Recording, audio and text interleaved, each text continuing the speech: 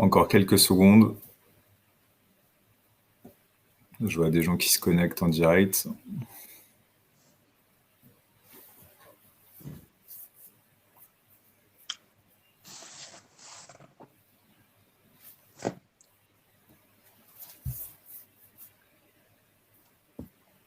Bien, nous allons pouvoir y aller. Bonjour à tous et bienvenue à ce webinaire organisé par Kaora Partners sur les services publics dans les territoires. Merci de pouvoir vous libérer et de vous connecter malgré les circonstances. On sait tous qu'il n'est pas forcément conscient de trouver du temps pour échanger en ce moment. Remerciements bien sûr à nos invités qui se sont connectés aujourd'hui. Je cite dans leur ordre d'apparition sur l'écran Monsieur Métivier, qui est directeur de cabinet du maire de Meudon, Monsieur Pierre-Henri Vray, qui est directeur de l'IRA de Lyon, et Monsieur Avalon, qui est avocat à Montpellier. Comme vous le voyez au niveau des territoires, nous sommes dans le thème puisque nous avons 3 territoires français différents et des intervenants qui pourront chacun, avec leur champ d'expertise, vous présenter leur retour d'expérience, leur philosophie, leur manière d'aborder le service public. Et vous pourrez bien sûr, à la fin de cet échange qui durera une 50aine de minutes, poser vos questions via le chat que vous avez à droite de votre écran et je relèverai les questions et les poserai à nos participants. Donc bienvenue à tous, merci. Quelques mots pour introduire. Quand on parle de service public en France, il y a toujours un paradoxe. Pour dire les choses nettement, nous avons les services publics parmi les meilleurs au monde. Nous avons certainement l'offre de service public, une des offres de service public les plus développées au monde, une des plus efficaces. Et pourtant quand on écoute les conversations, qu'elles soient à très haut niveau politique ou qu'elles soient dans la rue, le service public est plutôt critiqué. On invite à le repenser, le remettre en cause, revoir, fermer des écoles, revoir la formation des élites. Voilà, c'est des thèmes qui sont très récurrents. Et c'est particulièrement vrai dans les territoires, à 2 échelons. Tout d'abord, au niveau des citoyens et des usagers des services publics. La crise sociale, pour ne pas dire la crise des gilets jaunes, qui a eu lieu à 2 ans, a quand même révélé que dans certains territoires dits périphériques, il y avait un besoin de services publics, une critique des services qui étaient rendus et surtout un sentiment d'abandon. C'est vraiment un terme qui revenait souvent, nous sommes abandonnés par l'État, par les autorités. Au niveau des élus ou des autorités administratives, on voit également qu'il peut y avoir des frictions, des mésententes, des différences d'appréciation. Je ne prendrai qu'un seul exemple. Vous avez dû voir ce week-end, par rapport au vaccin, qu'il y avait un conflit, à tout le moins des différences d'interprétation entre ce que les services de l'État pouvaient dire par rapport à la gestion de la crise sanitaire et ce que certains présidents d'exécutifs régionaux, entre autres, pouvaient dire sur l'impréparation de l'État, sa volonté d'avancer seul, d'ignorer les collectivités. Et à l'inverse, quand vous êtes en administration centrale, on estime que les collectivités dépensent beaucoup, qu'elles ne sont peut-être pas assez efficaces, qu'elles n'utilisent pas assez de services. Voilà. Nous sommes assis sur ce paradoxe en France. Et pourtant, quand on regarde l'offre de services, on va juste prendre rapidement un exemple. Vous êtes aux États-Unis, à Washington, la capitale fédérale, le réseau électrique n'est pas enterré. Vous voyez le réseau électrique, les câbles qui traînent au-dessus des feux tricolores, des feux de circulation, à 2 pas du Congrès. En France, vous êtes à Aurillac dans le Cantal, le réseau électrique est enterré. Il neige, en France, on vient vous déblayer la route. Aux États-Unis, on vous la déblayera. On dira que si vous êtes pressé, vous avez une pelle, vos bras, et vous pouvez vous débrouiller. Voilà. Donc, on a quand même des services qui répondent au mieux aux attentes des citoyens, mais on se rend compte que ça ne marche pas. Donc, pourquoi on a choisi la focale des territoires? Par rapport à la crise que j'ai évoquée, c'est quand même dans les territoires les plus enclavés, les plus désindustrialisés, peut-être, nos intervenants pourront relativiser, qu'on a ce besoin de service public et qu'on peut repenser la manière de faire, la manière d'agir, la culture éventuellement d'administrer. Et on a également dans ces territoires une confrontation de plusieurs intervenants, qu'ils soient étatiques, qu'ils soient des intervenants de collectivités territoriales ou des sociétés qui remplissent, quel que soit leur statut, une mission de service public. Si on élargit un peu la notion de service public à une dimension anglo-saxonne, au Royaume-Uni ou aux États-Unis, les services de l'énergie, par exemple, sont considérés comme des utilities, c'est-à-dire des services publics. En France, ce n'est plus forcément le cas. Voilà pour globalement introduire cette thématique. Donc, je vous propose de tout de suite passer à l'échange qui sera divisé en 3 thèmes. On va tout d'abord s'intéresser sur les conséquences de la crise sanitaire, mais également les conséquences de la crise économique et sociale qui en découlera très certainement, sur la manière de faire dans les territoires. Donc, j'ai tout d'abord demandé à nos intervenants de faire un retour d'expérience sur la manière dont ils ont ressenti la crise, sur les conséquences qu'ils en tirent. Et je vais vous demander à vous, monsieur Métivier, qui êtes à la tête adjoint d'un maire d'une collectivité francilienne, de nous dire comment vous avez ressenti la crise, à quels défis vous avez été confrontés et quels ont été les enjeux, les facteurs clés de succès, les éventuelles difficultés auxquelles vous avez été confrontés. Vous avez la parole. Merci beaucoup. Merci déjà pour votre invitation et bonjour à tous.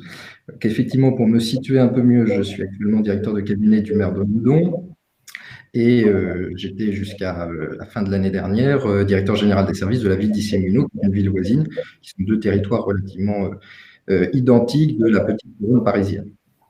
Oui, je vous rejoindrai totalement sur la défense du service public local. Évidemment, j'aimerais qu'on se replace quasiment 1 an en arrière, le 17 mars, où on a tous vécu cette sidération absolument incroyable avec cette annonce d'un confinement généralisé, où d'un seul coup, un pays entier pouvait être paralysé, totalement en arrêt. Et donc, nous, service public, on a eu à s'organiser en 24 ou 48 heures pour effectivement faire face à la fois à cette nouvelle situation, essayer de maintenir un lien avec la population et un service public local. Donc, ça a été une expérience forcément riche et intéressante, compliquée.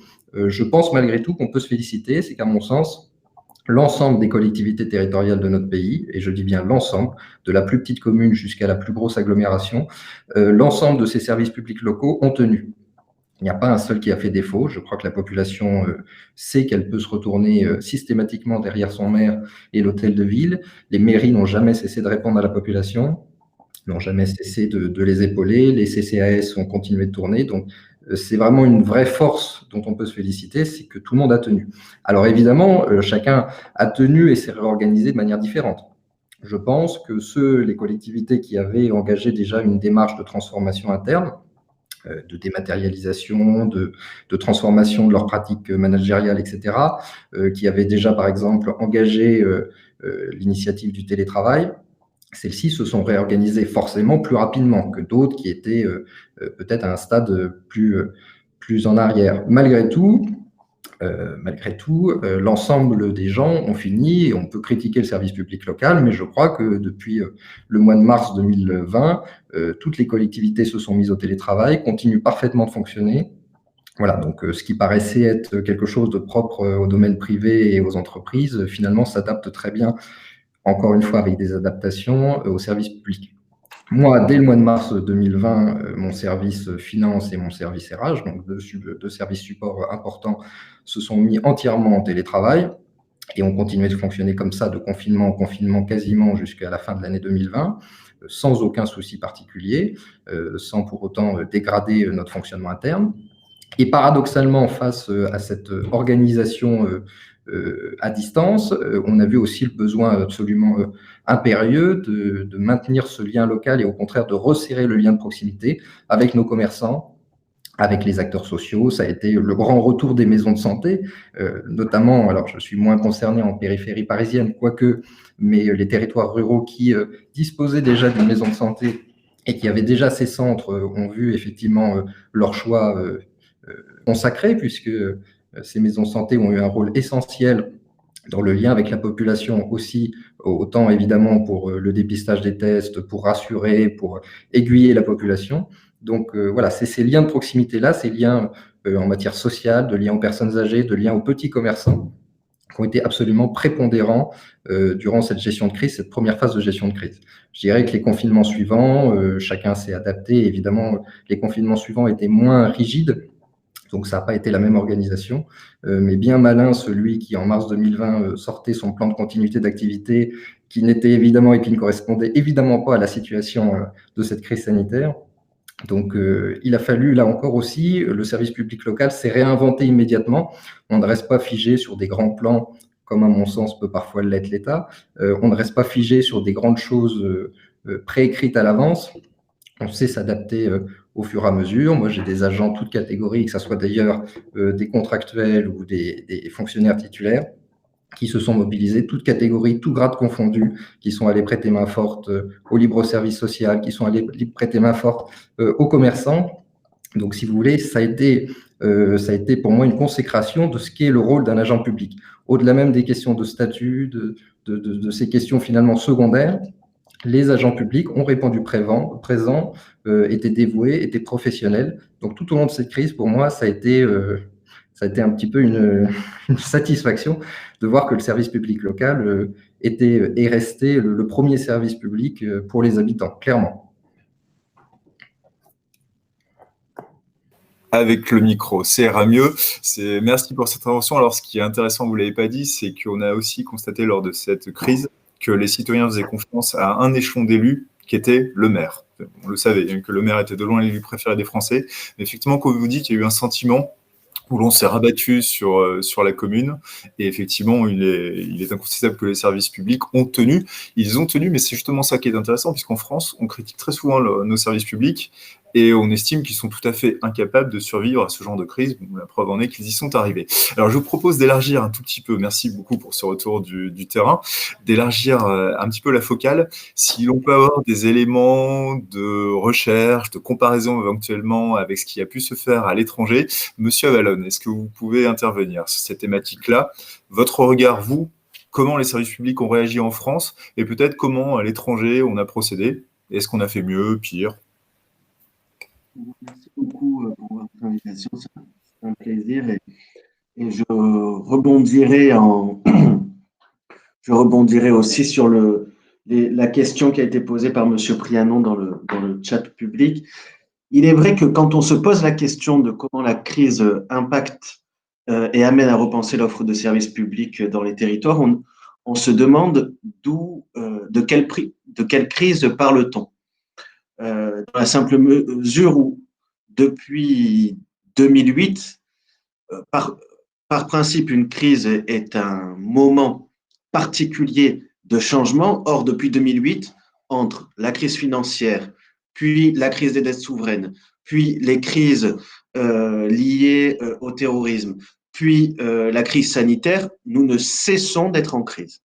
Et il est presque devenu un leitmotiv de dire que le service public est en crise, telle administration est en crise, tel modèle est en crise, à tel point que l'on ne peine à savoir ce que véritablement révèle cette notion de crise, si on se place du point de vue sanitaire ou encore du point de vue social, comme on l'a connu antérieurement à la période de confinement et à la période de crise sanitaire, avec notamment les Gilets jaunes qui font partie des sujets qui nous amènent à nous interroger sur le rôle du service public et sur la position du service public dans les territoires. Une fois qu'on a situé cette thématique, c'est-à-dire la problématique d'une crise qui ne peut plus être qualifiée en tant que telle de crise parce qu'on n'est plus dans un moment particulier, mais dans une période qui est probablement une période d'évolution notable dans le fonctionnement administratif sous l'impact de doctrines politiques économiques qui font évoluer notre perception de ce que doit être l'État et de ce que doit être le service public.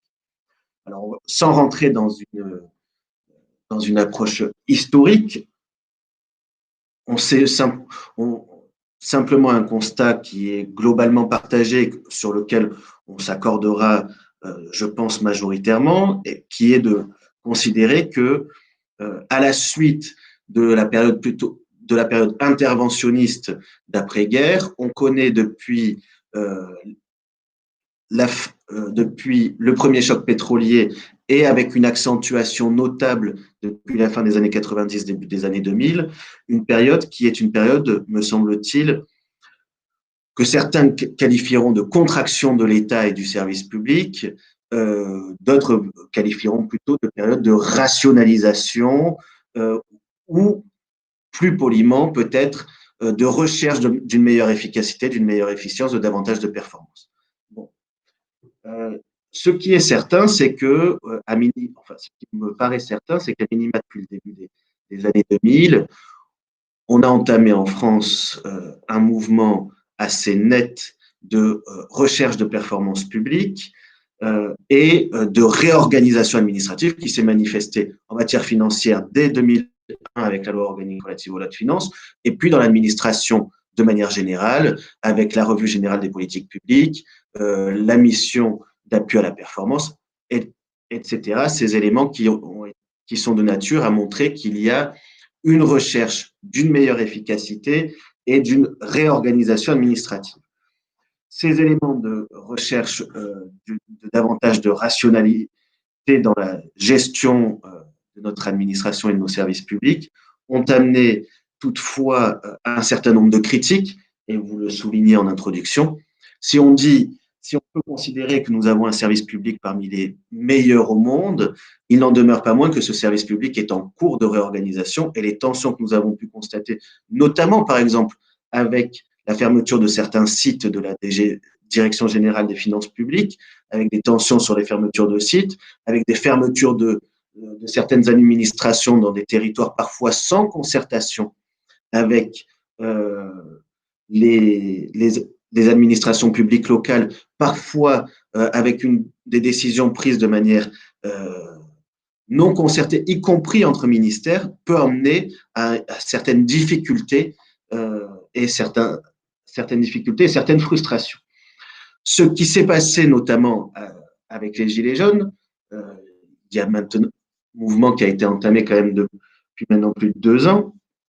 Ce que l'on a constaté à cette occasion-là, c'est qu'il y avait une part de frustration dans toute une partie du territoire éloignée des métropoles qui en tout cas on l'a analysé notamment ainsi, toute une partie du territoire qui considérait qu'elle était écartée de ce mouvement écartée de la mondialisation, écartée de la dynamique économique des métropoles, et toute une partie du territoire où on a mis en évidence que peut-être que l'État, là, plus encore qu'ailleurs, avait un rôle à jouer, que l'administration publique, État, collectivité, avait un rôle à jouer pour être au plus proche des citoyens et pour remplir plus encore les missions du service public. Et ce qu'on a on voit à l'occasion de cette précédente crise, avant la crise sanitaire, on a vu la nécessité peut-être d'opposer à la rationalisation de l'administration publique qu'on mettait en place sous l'impact des politiques de performance, peut-être la nécessité de mieux harmoniser et de réfléchir à comment ne laisser aucun territoire à l'abandon, et un certain nombre de projets de réforme et d'évolution. Peut-être que l'on évoquera par la suite un certain nombre de projets de réforme. Si vous voulez bien, je vous propose qu'on y revienne après, puisque c'est le terme, vous faites une magnifique transition, ce sera le terme qu'on verra exactement après, mais merci pour cette explication et cette profondeur historique. On reviendra sur les dispositifs et sur les réformes ou tentatives de réforme dans le thème juste après. Merci en tout cas. Monsieur Vray, vous qui êtes à la tête d'un institut régional de formation de futurs fonctionnaires, quel est votre regard, et si j'ai envie de dire, au-delà du regard de l'administrateur que vous êtes, en termes de culture, de formation de nos fonctionnaires, de hauts fonctionnaires, quels enseignements déjà vous tirez de cette crise qui est, comme vous l'a dit très justement monsieur Avalon, longue?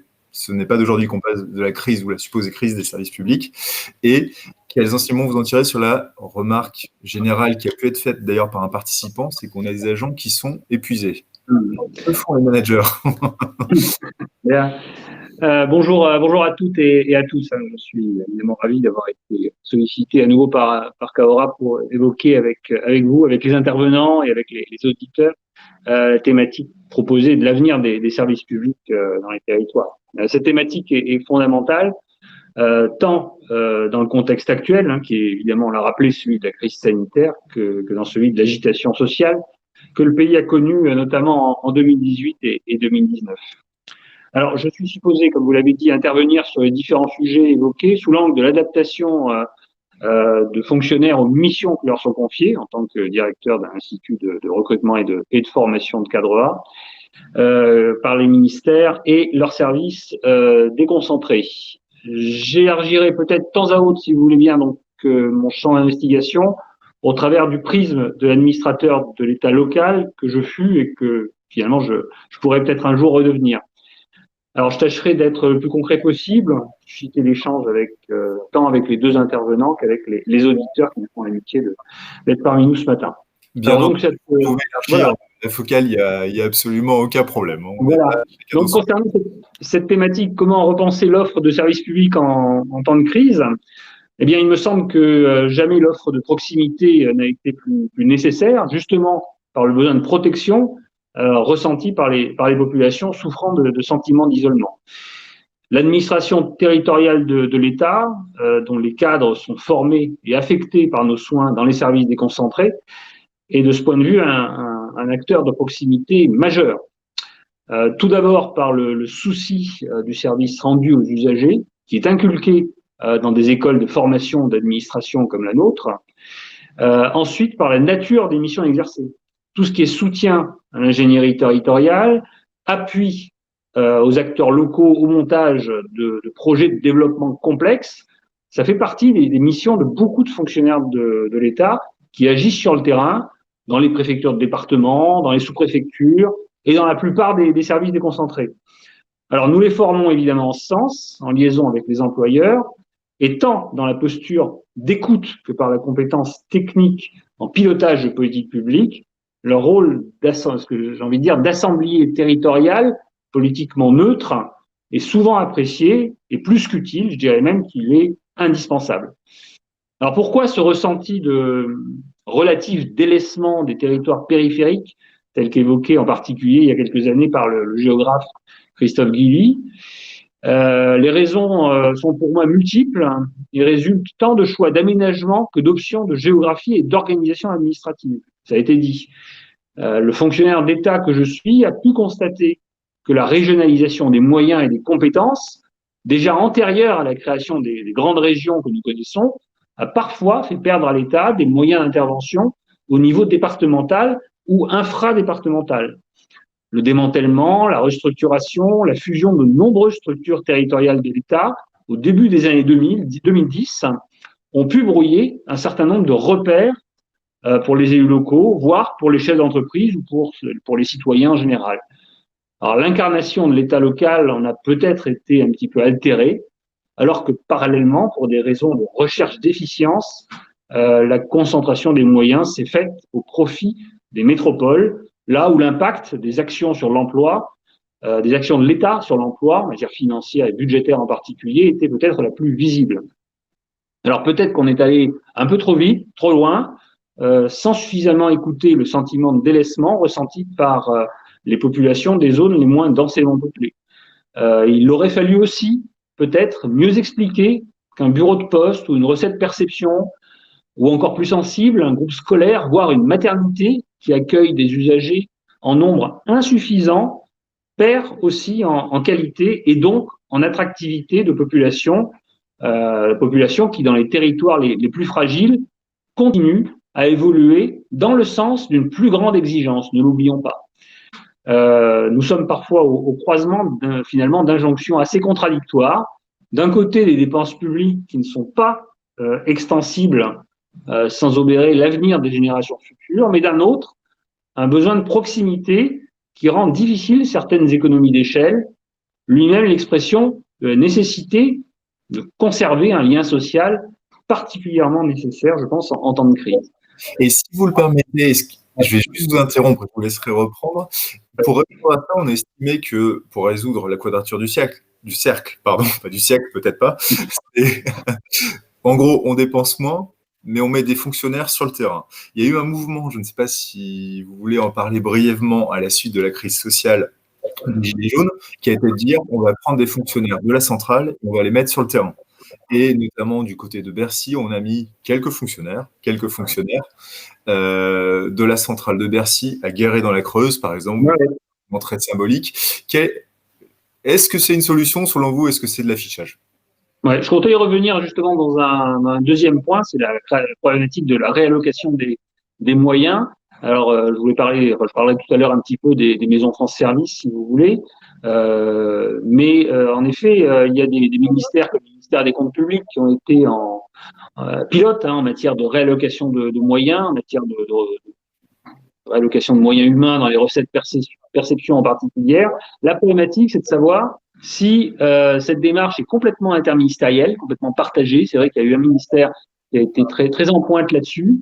Et surtout, si cette démarche, donc d'une part, est interministérielle, et d'autre part, si elle est pérenne. Parce qu'à trop jouer, en effet, sur les effets d'annonce, la déception risque d'être à la hauteur des espoirs suscités.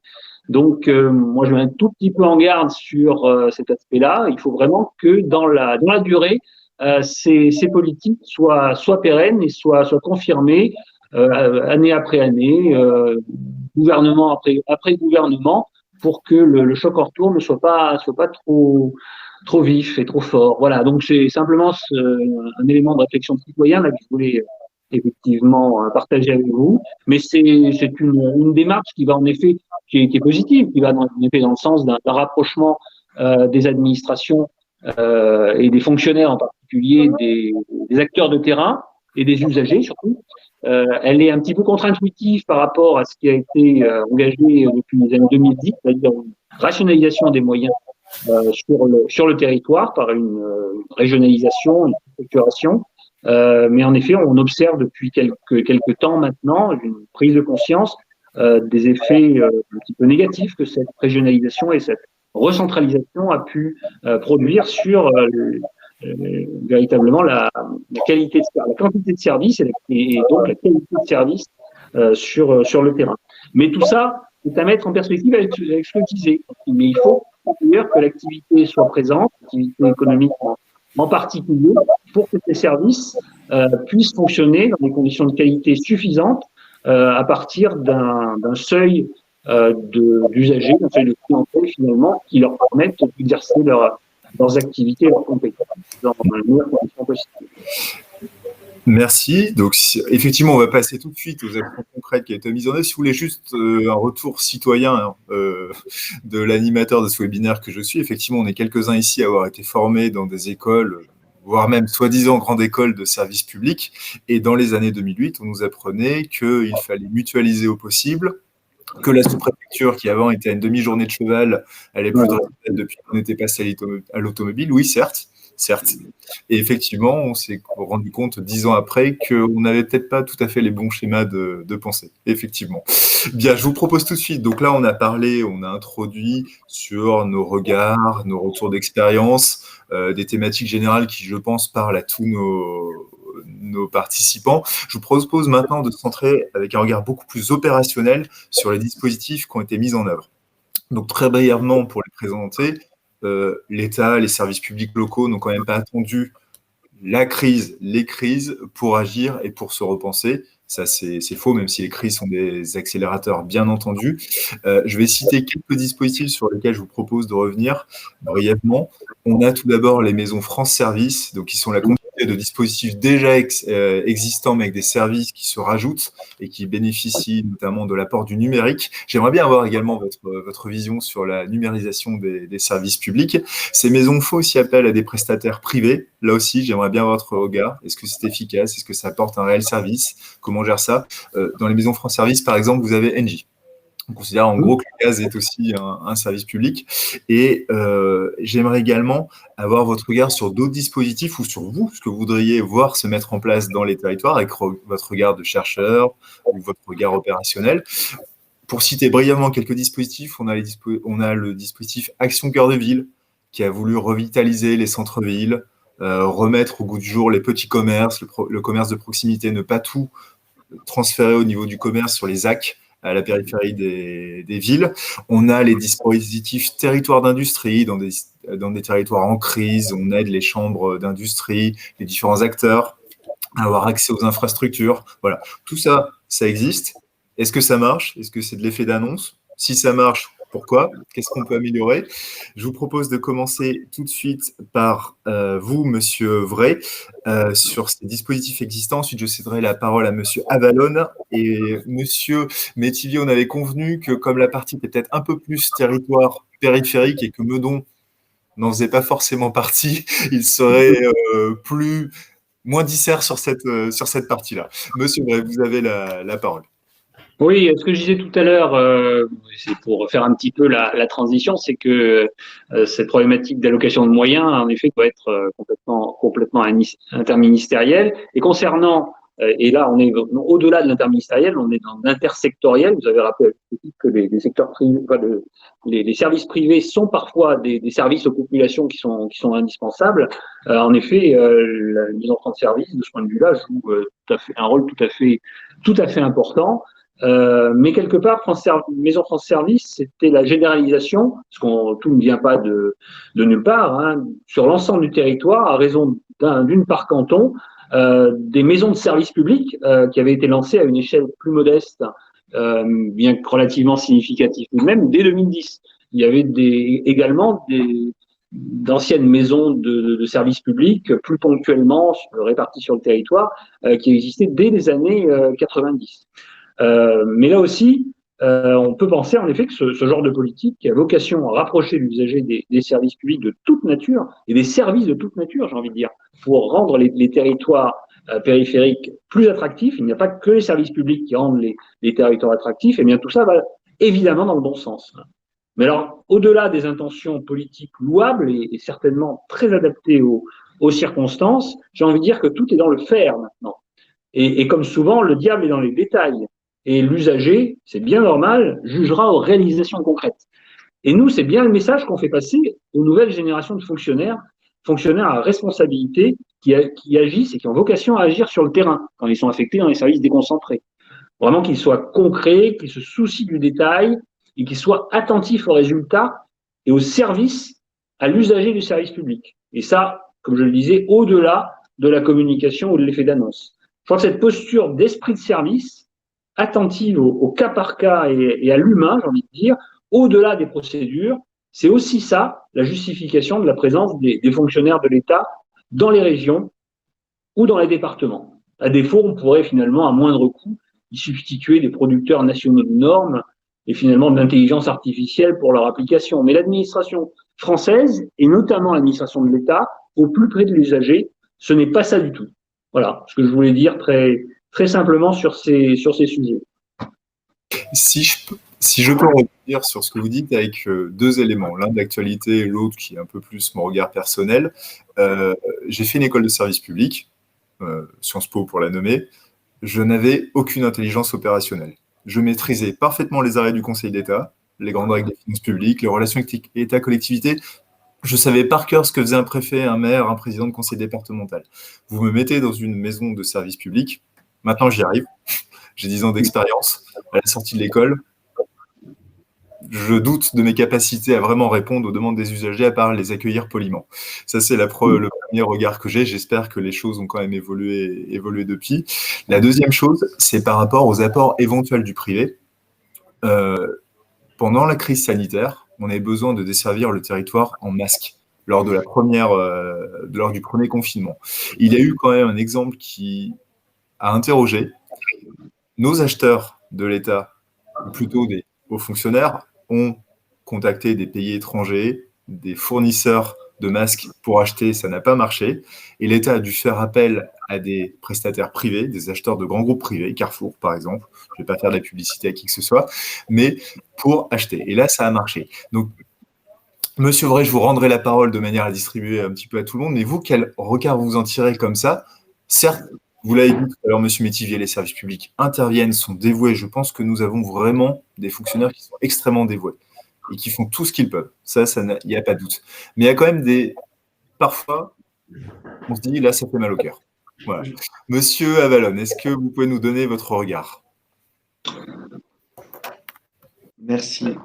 Simplement, je pense que Monsieur Vray pas mal développé sur les maisons France Service. Effectivement, ces maisons France Service ont une histoire, elles ne sortent pas de nulle part. Et il est vrai que au moins depuis 1985 et la loi Montagne, il y a une préoccupation relative à la desserte en service public et le suivi du service public dans les territoires ruraux. Et à la suite de cela, il y a eu un certain nombre de projets mis en place, de maisons des services au public.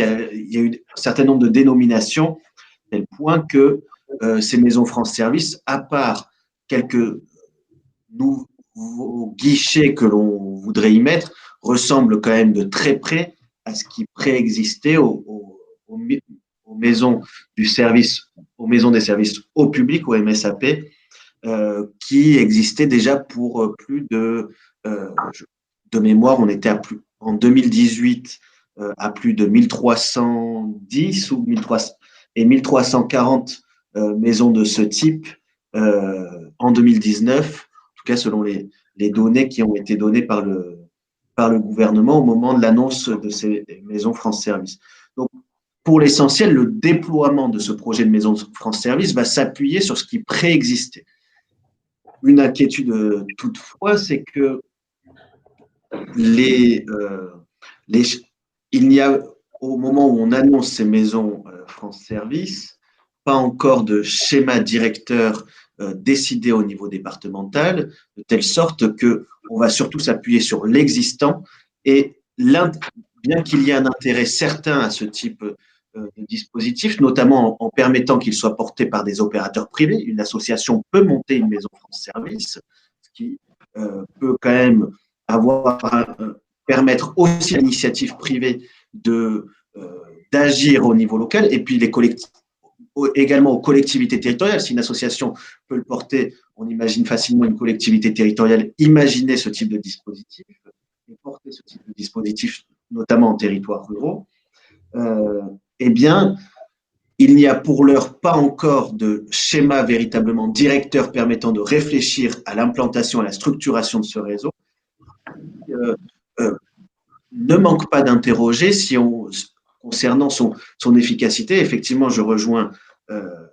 Vray, on sera jugé et l'administration sera jugée sur sa capacité à déployer efficacement ses services publics sur les territoires et à répondre efficacement aux demandes des usagers. Et sur ce point-là, sans schéma directeur, une source d'inquiétude. Ensuite, sur les différentes actions qui ont été menées de manière brève, notamment Action Cœur de Ville, Territoire d'Industrie, ou même antérieurement le label French Tech, que l'on pourrait rapprocher, qui se situe à peu près sur le même plan que Territoire d'Industrie.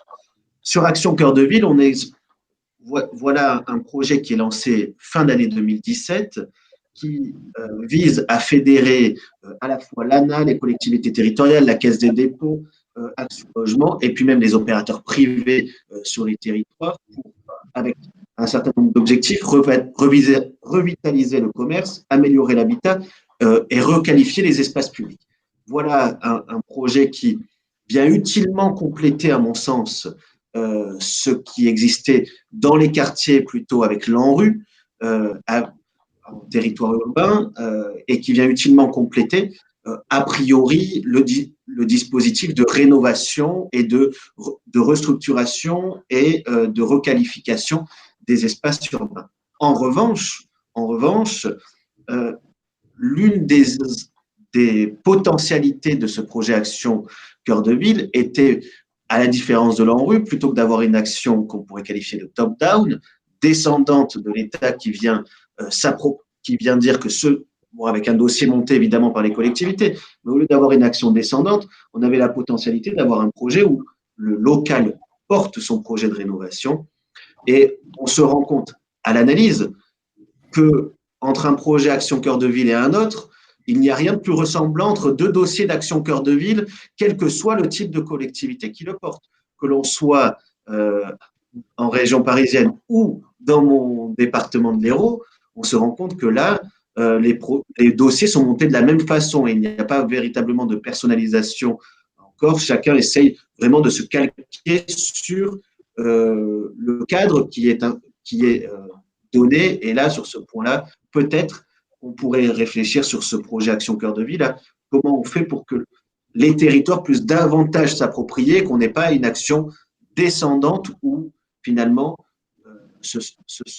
les décisions sur ces projets sont prises depuis les ministères. Et enfin, je termine sur les territoires industrie et French Tech. Le label French Tech en 2014 était là pour soutenir les projets de start-up. Il a été un peu réorienté pendant ce quinquennat, mais soutenir les projets de start-up et soutenir dans les territoires métropolitains qui disposent quand même, notamment métropolitains en tout cas, qui disposent d'une certaine dynamique économique, soutenir les projets de création d'entreprises.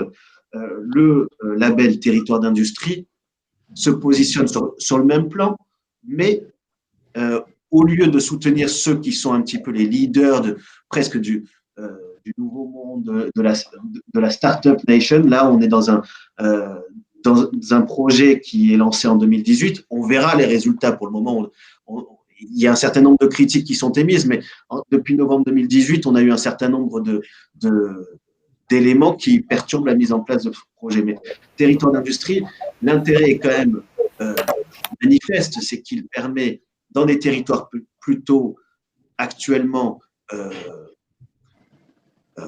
parfois en difficulté, en tout cas ayant besoin d'être valorisés sur leur savoir-faire, ce projet permet quand même à divers égards de dynamiser ces territoires, d'encourager le déploiement industriel sur le territoire. Et j'ajoute qu'il y a, à la différence du label French Tech, où on est sur quelques, de mémoire, 200 millions d'euros et d'aide entre la banque d'investissement et l'État, un peu plus avec l'État. Là, sur le projet territoire d'industrie, on est à quasiment 1,4 milliard d'euros de fonds déployés pour soutenir ce projet. Ça veut dire qu'on a quand même mis les moyens pour le faire.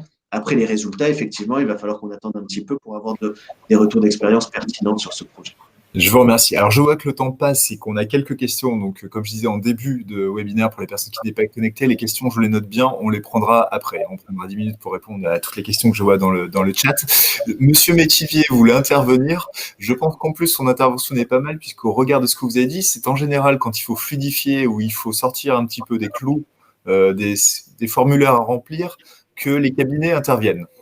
Oui, une réaction très rapide d'abord au propos de M. Vray. Effectivement, on peut comprendre légitimement la réaction des Gilets jaunes, puisqu'il y a véritablement eu abandon du service public de certains territoires.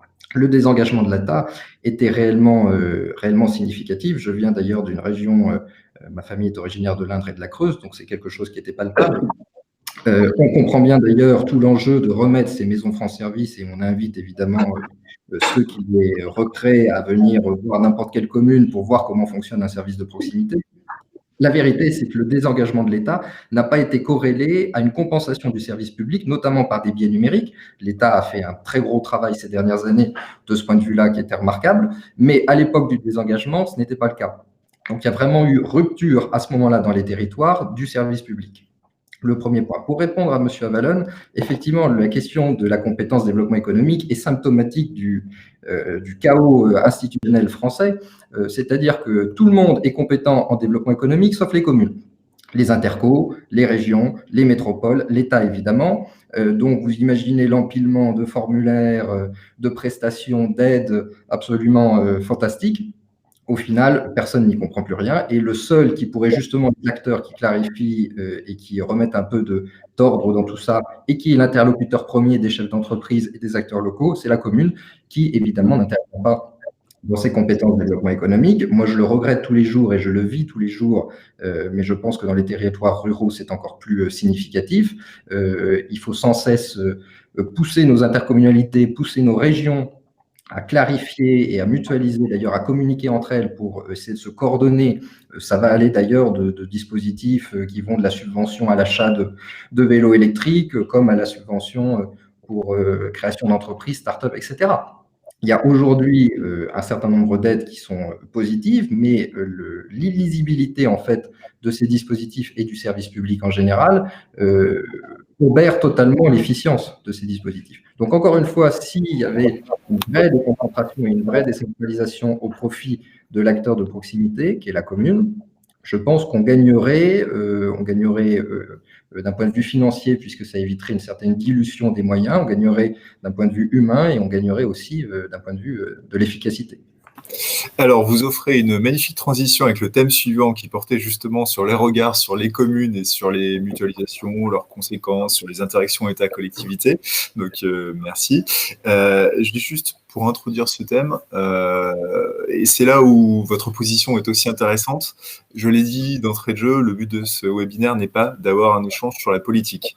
Mais on observe que de plus en plus, par rapport à ce que vous dites, que les élus qui ne sont pas censés faire ça, je pense notamment aux parlementaires, servent de plus en plus de relais et de fluidificateurs entre les collectivités territoriales de leur circonscription et l'État. Ça interroge éventuellement sur des rapports qui n'ont pas lieu d'être, sur un rôle qui n'a pas forcément lieu d'être, et ça veut bien dire qu'il y a un manque quelque part. Ça, c'est la première chose. La deuxième chose, c'est qu'on est tous conscients ici qu'il y a des choses à améliorer, même si globalement, on l'a dit, les services publics tiennent le coup. Maintenant, là, on a abordé des dispositifs avec des moyens conséquents qui ont été engagés. On est dans la position, on attend de voir. Maintenant, je vous propose de revenir un petit peu plus sur déjà ce qui a été fait, avec un exemple type qui est la mutualisation des services publics.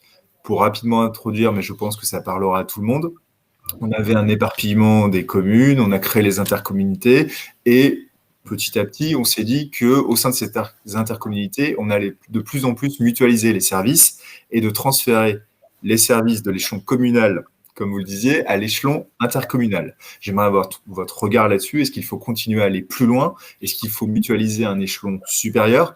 Est-ce qu'il faut au contraire revenir à la commune au niveau des décisions politiques, peut-être pas au niveau des services, mais plutôt au niveau de la gouvernance? Je rappelle que la loi Lecornu a tenté, alors elle est récente, mais la loi Lecornu vise justement à redonner du pouvoir aux maires dans les intercommunalités. Est-ce que c'est un effet d'annonce? Est-ce que ça peut être efficace selon vous? Voilà, je vous propose d'avoir votre regard sur ces différents thèmes. Monsieur Métivier, je vous propose de poursuivre, puisque vous avez lancé la conversation sur votre réalité au sein de la commune donc, de Meudon. Alors, oui, effectivement, pour vous dire. Alors, vous avez fait une remarque très intéressante sur en creux sur le non-cumul des mandats. Je ne rentre pas dans le débat politique sur la légitimité ou pas du dispositif, mais force est de constater que le cumul maire-député permettait quand même un lien et un ancrage local dans les deux sens. D'ailleurs, un relais à la fois des problématiques locales au niveau du Parlement et inversement une prise de conscience du Parlement des réalités locales. Le meilleur exemple, c'est la dernière loi de finances qui insidieusement quand même organise une forme de recentralisation, puisqu'on nous annonce quand même la recentralisation des taxes funéraires, de certaines taxes, par exemple, sur les réseaux d'électricité. Donc, en fait, c'est une manière d'enlever aux collectivités locales un certain nombre de taxes qui leur étaient dues, après la taxe d'habitation que vous avez tous en tête. On s'interroge sur la pérennité du service public avec des services publics locaux et des collectivités locales qui sont sous une tutelle financière de l'État quasi totale et qui obèrent leur autonomie. Le deuxième point, effectivement, ce qu'on peut regretter, alors il faudrait questionner sans doute de manière profonde le fait intercommunal depuis la loi de 2010.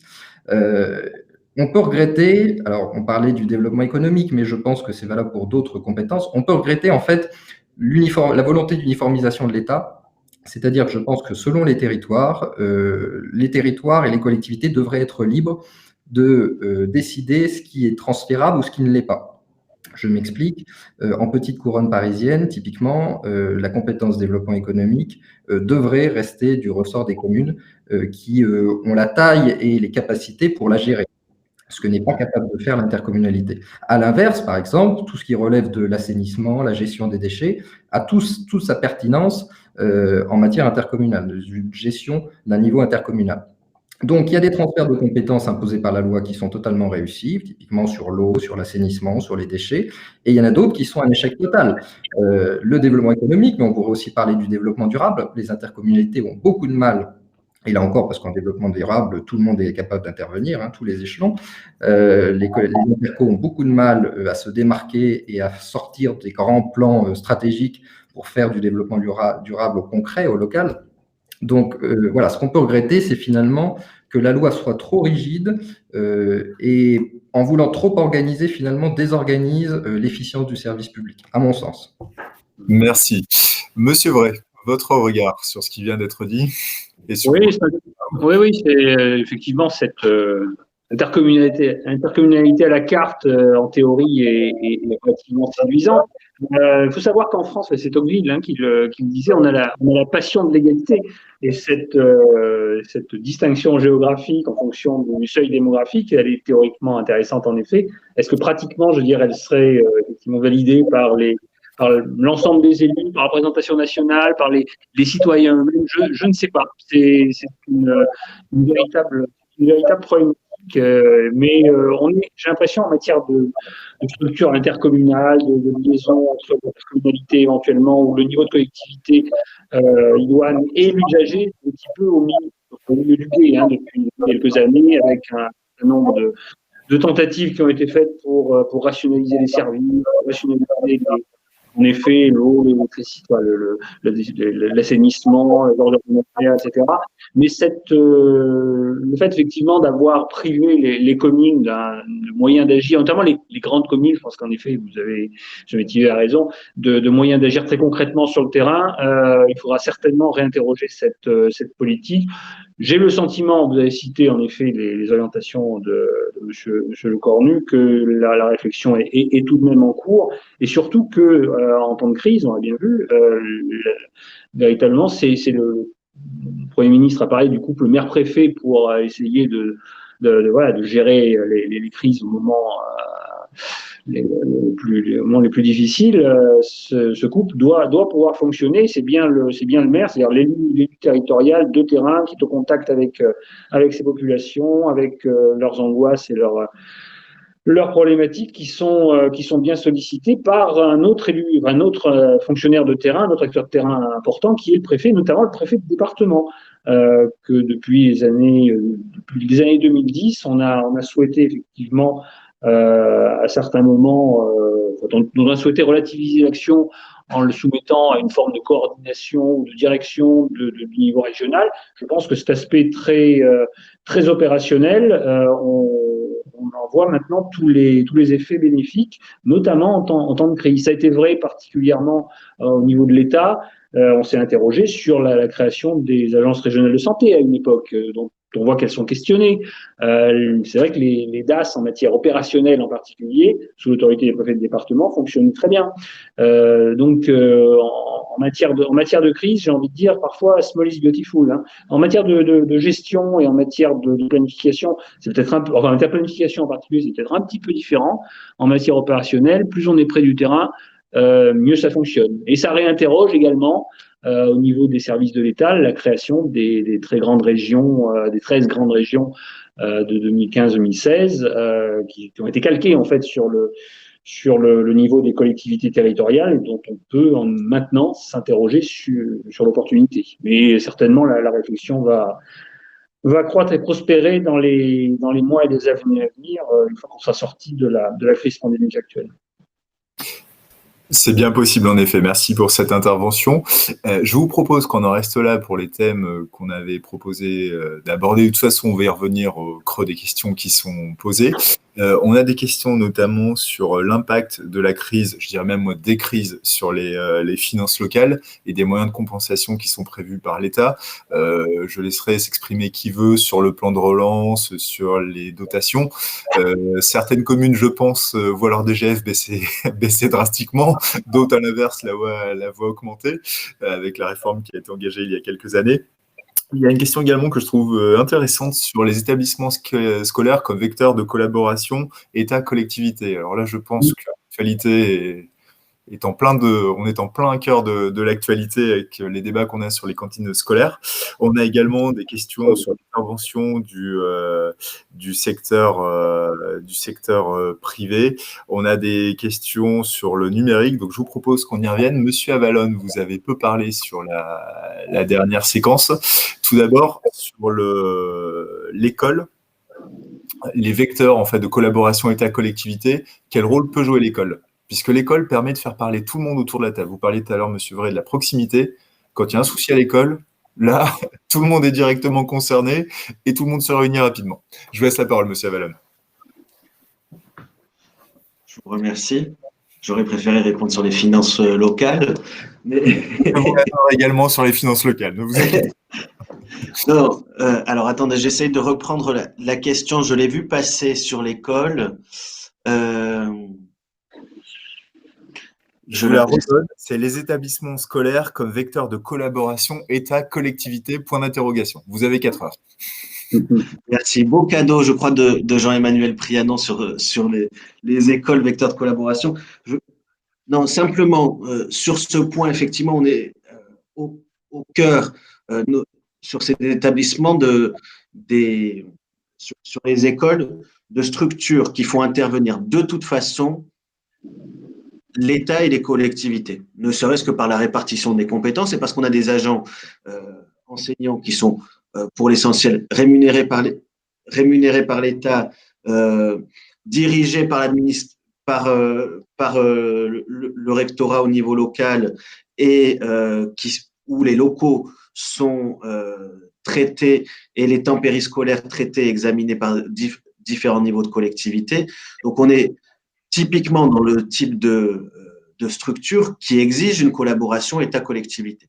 Est-ce un modèle, en mon sens, c'est un modèle où, d'une certaine façon, on a délégué aux collectivités la partie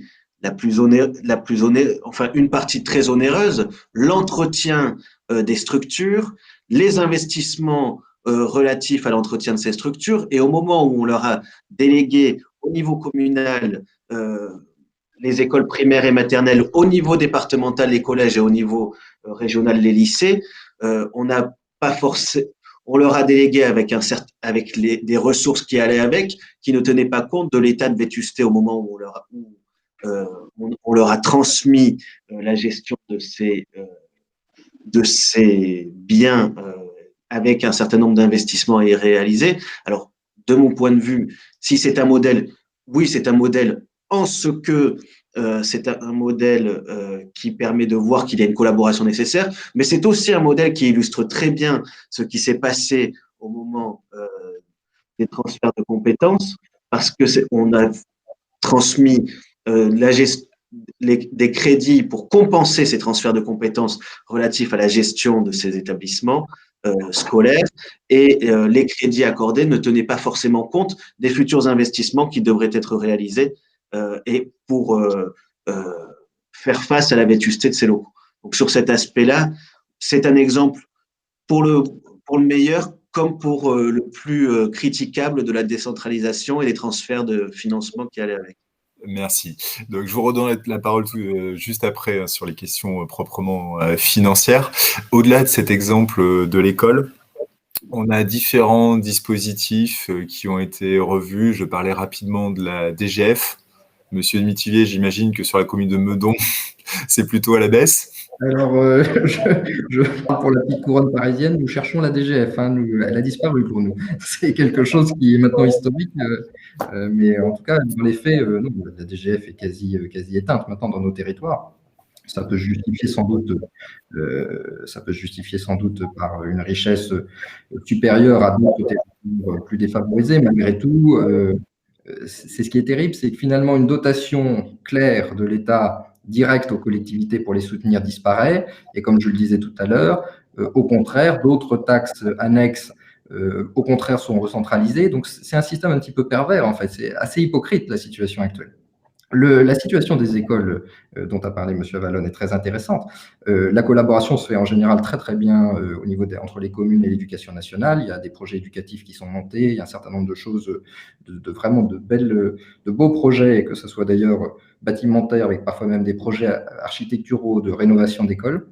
Ce qu'on peut quand même noter, c'est que heureusement que les communes sont là pour fournir, et encore faut-il qu'elles aient les moyens pour le faire, pour fournir des agents d'accueil qui parfois même font du travail administratif, puisqu'on pourrait parler du statut des directeurs d'école, qui parfois n'arrivent pas à traiter toute la masse de travail administratif. Et là, c'est des agents communaux, plus ou moins officiellement, qui les suppléent pour justement leur permettre à la fois d'assurer leurs heures de cours et à la fois de gérer leur école. On peut parler aussi de la filière animation. Voilà, donc les communes viennent toujours épauler l'État. L'inverse est plus rare. Voilà, on pourra aussi parler de la distribution des masques. J'ai vu qu'il y avait des questions, de l'organisation de la vaccination. C'est des choses qui sont assez symptomatiques. Effectivement, on va y revenir. Je vous propose, si vous en êtes d'accord, qu'on déborde de 5-10 minutes sur l'horaire prévu, si bien sûr c'est possible pour vous. D'accord. Pas de problème, d'accord. Donc, Monsieur Vray, sur les dispositifs financiers, et Monsieur Avalon, vous pourrez intervenir également, sur les dispositifs financiers, je pense notamment au plan de relance qui est engagé au niveau de l'État. Donc, il y a un plan de relance qui porte spécifiquement sur les territoires, qui a été porté par Madame Gouraud, Monsieur Giraud notamment au niveau politique, avec comme principal volet la relance dans les territoires via le numérique. Donc là, il y a clairement la question des connexions Maison France Service, la question de la télémédecine, la question de relance de l'activité économique industrielle. Pouvez-vous nous donner, s'il vous plaît, votre regard sur ces thématiques? Et Monsieur Avalon également, vous pourrez intervenir après Monsieur. Oui, très, très rapidement. En ce qui concerne le plan de relance, dont le lancement et la définition des axes et moyens a été une priorité essentielle du gouvernement, notamment à l'automne. Je crois qu'il est d'autant plus nécessaire en une période où les ressorts traditionnels de l'économie ont été gravement affaiblis par la crise pandémique. Et en effet, l'État a mobilisé des moyens très importants pour contractualiser de nombreuses actions de développement local avec les différents échelons des collectivités territoriales, en particulier au niveau régional, dont c'est la compétence première. Et de ce point de vue-là, nos fonctionnaires en formation ont bien été sensibilisés par nos soins à cette politique publique. Et de manière générale, ce que je voudrais dire, c'est que les cadres administratifs de l'État ont un rôle très important à jouer dans le déploiement local du développement économique durable et économe en énergie fossile, notamment en fluidifiant les procédures, en les transformant en opportunités, ce qui apparaît trop souvent comme une contrainte. Nos agents, je crois que c'est le plus important, doivent être agiles, imaginatifs, fédérateurs et surtout à l'écoute des besoins des acteurs économiques de terrain que sont les collectivités, mais aussi les chambres consulaires, les artisans ou encore le monde agricole ou associatif dans toute sa diversité. Le week-end dernier, le Premier ministre a co-signé le volet régional d'un certain nombre d'actions co-construite entre l'État et la région. Et je pense que c'est malgré tout un bon exemple de l'action territoriale de l'État en période de crise nécessaire au maintien à flot de l'économie française dans des conditions très difficiles dans lesquelles nous sommes depuis presque un an maintenant. Je crois que cette coopération entre État et collectivité, elle est d'autant plus nécessaire. Alors, effectivement, ça, je pense que maintenant, les idées friedmaniennes et les idées de l'école américaine des années 80, sur lesquelles la puissance publique devait pratiquement disparaître, se concentrer sur le régalien et passer d'activité, je crois qu'on a rebasculé dans des mécanismes un peu plus keynésiens.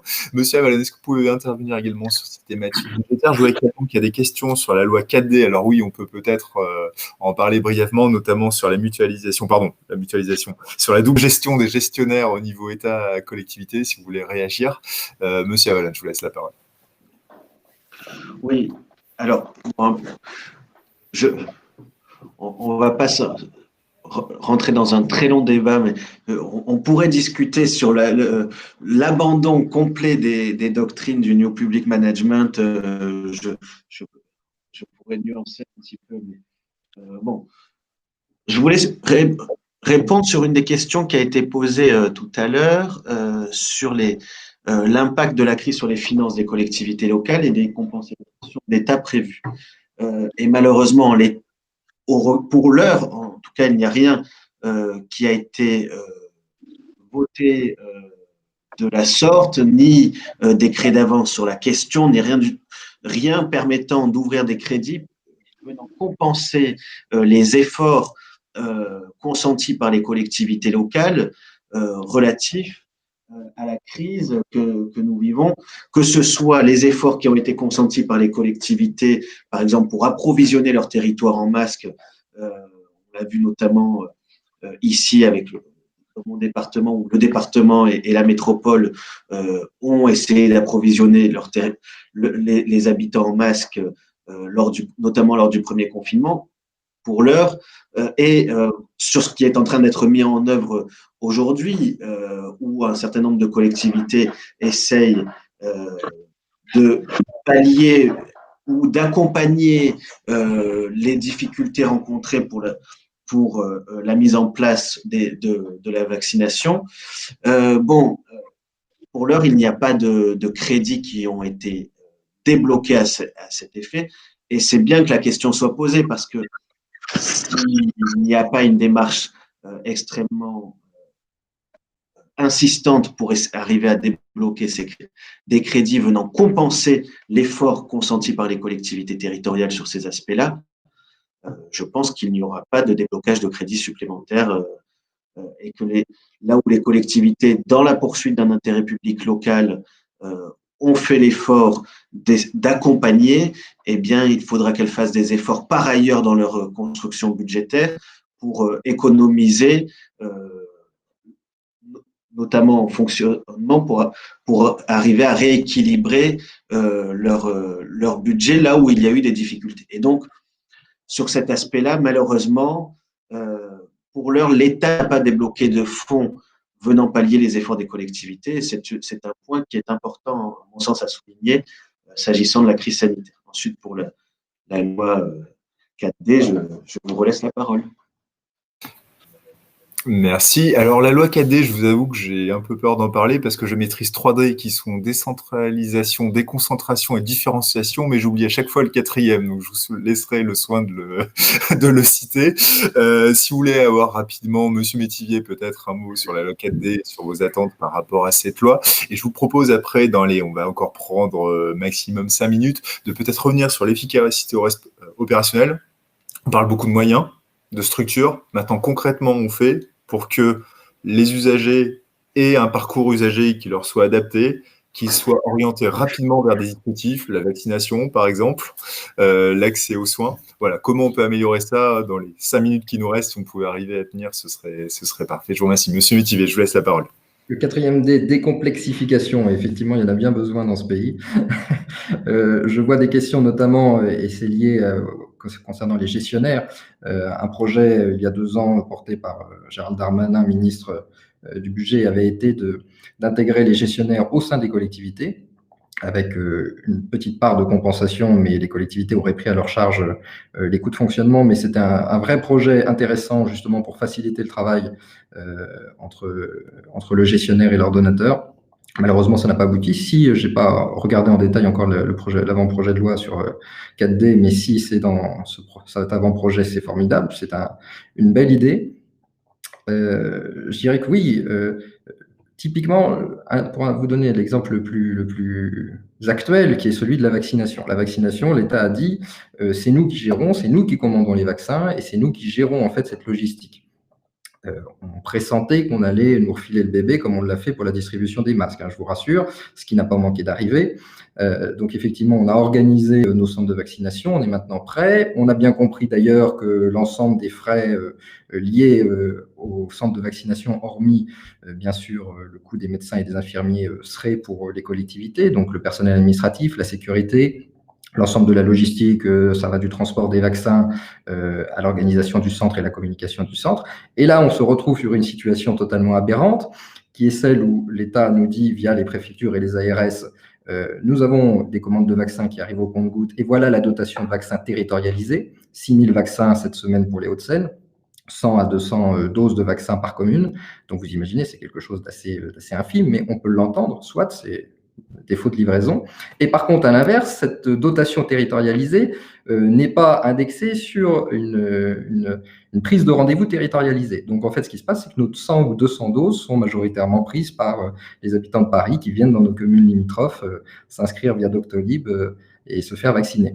Donc voilà, donc c'est en fait un demi-transfert d'action de la part de l'État qui nous dit vous allez gérer la vaccination, mais malgré tout qui ne nous donne pas les moyens de le faire correctement et surtout pas au profit de nos populations. Donc on est dans un jeu de dupes qui est assez fatigant. Là encore, j'accable pas les préfectures et je suis totalement d'accord avec Monsieur Vray, les préfets de département en particulier ont un vrai rôle de relais et de proximité, et c'est vraiment un appui précieux.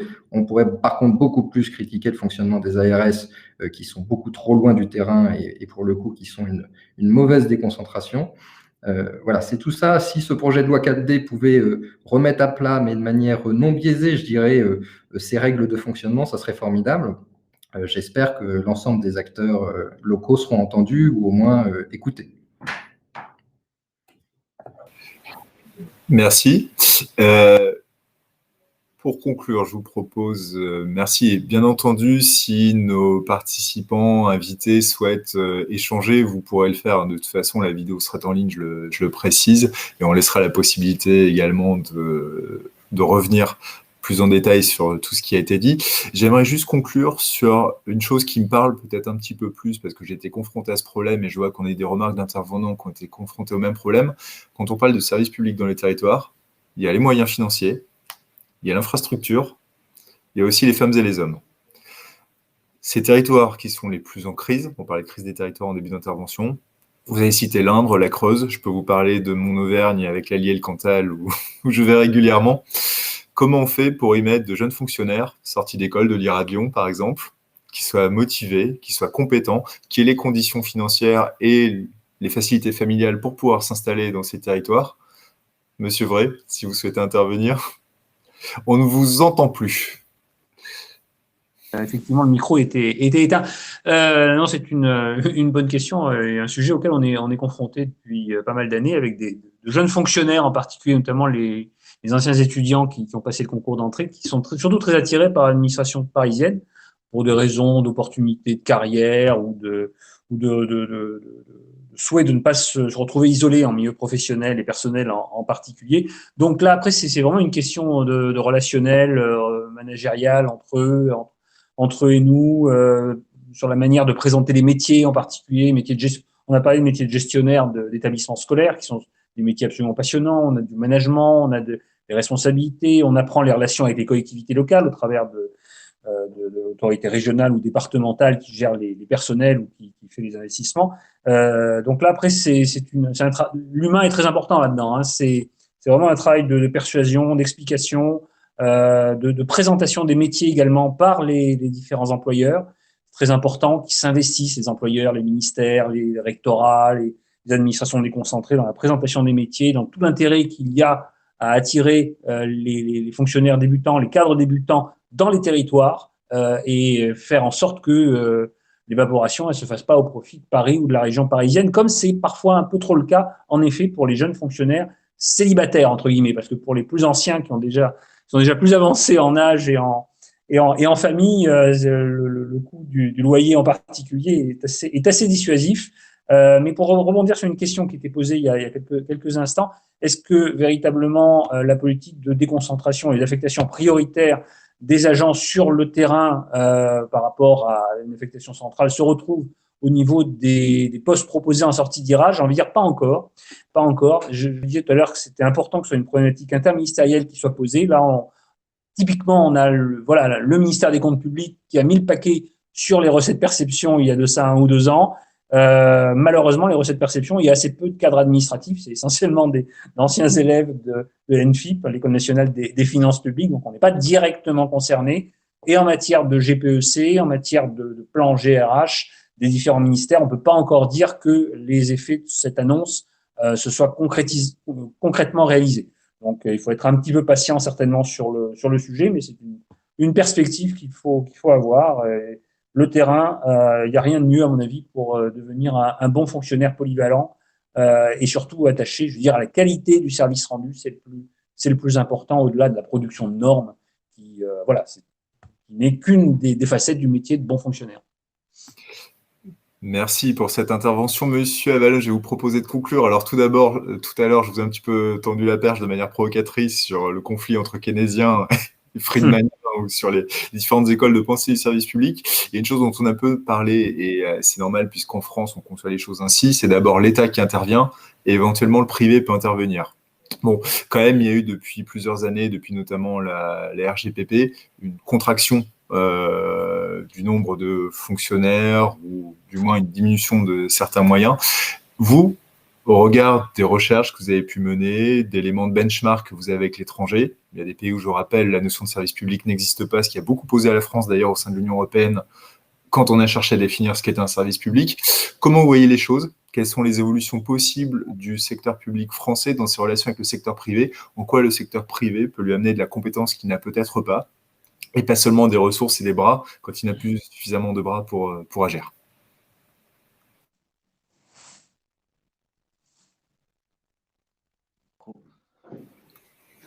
Allez remettre le micro. Quand on regarde, quand on se compare notamment, que ce soit avec le Royaume-Uni ou avec l'Allemagne, on a deux structures qui sont complètement différentes. Mais ce que l'on constate majoritairement, c'est que sous l'impact de politiques plutôt libérales, il me semble que les interventions parfois massives de l'État dans des plans de relance, le quoi qu'il en coûte, demeurent des épiphénomènes. Pour l'heure, en tout cas, et peut-être que ce courant, peut-être que l'époque que nous vivons n'est pas, peut-être que le courant économique dominant, mais qui existe et qui est libéral et qui nous amène plutôt à réduire le champ du public, il me semble que l'évolution que nous connaissons, c'est plutôt une évolution vers une rationalisation des interventions, vers davantage d'efficacité et vers une contrainte qui pèse à la fois sur les administrations et sur les acteurs. Vous parliez tout à l'heure des femmes et des hommes. Ce seront eux les premiers à subir cette situation parce qu'ils devront faire preuve d'inventivité, d'imagination pour arriver à être plus efficaces, plus rapides, faire preuve de davantage d'adaptabilité, parfois avec des moyens qui vont se restreindre. Et donc, il me semble que l'intervention massive que nous avons pu voir, notamment là dans le cadre de cette crise sanitaire, demeure un épiphénomène. Il me semble que demain, nous retournerons vers des objectifs d'équilibre des comptes publics et que nous reprendrons une nouvelle stratégie pluriannuelle dans le cadre d'une future, probablement, loi de programmation des finances publiques qui nous amènera à revoir de nouveau des efforts qui seront probablement impopulaires et cela se heurtera peut-être à d'autres contestations. Comme nous avons pu l'observer avec les Gilets jaunes, il y aura de nouveaux efforts qui seront très probablement consentis pour rattraper tout ce que nous avons créé en nouveau déficit et en endettement pendant cette période. Mais je ne crois pas qu'on s'inscrive durablement dans un moment où l'État se dit quoi qu'il en coûte. Il y a un moment où on va revenir à la réalité et ça pourrait être brutal à la fois pour l'économie, mais aussi pour ceux qui le vivent au quotidien. Et donc, il faut qu'on y soit prêt. Merci. Voilà qui montre que le débat continue et que de toute façon, ces thématiques sont au cœur de l'actualité. Merci à tous les trois pour votre regard et vos analyses. Je pense que ça a été un débat qui a été particulièrement riche et suivi d'ailleurs, puisque bon là, le nombre de participants commence à décrocher au fur et à mesure que le déjeuner se rapproche et c'est normal. Merci à tous les participants, le public de ce webinaire pour ces questions. On a eu des questions techniques et spécialisées, ça fait plaisir, ce qui montre que vraiment il y avait un vrai enjeu opérationnel derrière ces thématiques qu'on abordait sous un angle général pour commencer. Je vous propose de nous en arrêter là. Je vois qu'il y a encore peut-être quelques questions qui apparaissent. Voilà, non, c'est des remerciements, mais c'est parfait. De toute façon, vous pourrez vous poser vos questions ultérieurement par mail. Aucun problème, on communiquera tout cela, ne vous inquiétez pas. Je vous propose de nous interroger là, donc comme je le disais, bonne journée à tous dans vos territoires respectifs et à très bientôt pour un prochain webinaire de Kaora. Merci à tous. Au revoir.